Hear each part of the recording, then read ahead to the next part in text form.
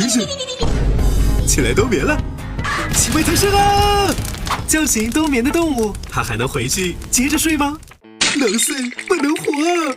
我们自谓命苦，作为恒温动物，需要大量的能量来维持体温。夏天可以狂吃储存脂肪，冬天一到，没有吃的就取暖费，只能拉杂蹲点，冷啊！为了应对寒冬，刺猬只能疯狂节流，体温狂降，代谢停止，直接进入深度待机。别忘了做睡前工作，把储存的脂肪量精密计算，刚好能活到明年开春。所以叫醒他们会额外耗能。谋杀刺猬啊！有本事请叫那些假睡的！我熟，冬天就是假寐，虽然能耗较低，但是依旧警戒。偶尔还有好人送肉上门，不用担心能耗，产崽哺乳也没什么，还怕你来叫醒我玩儿？熊大人，我不敢了！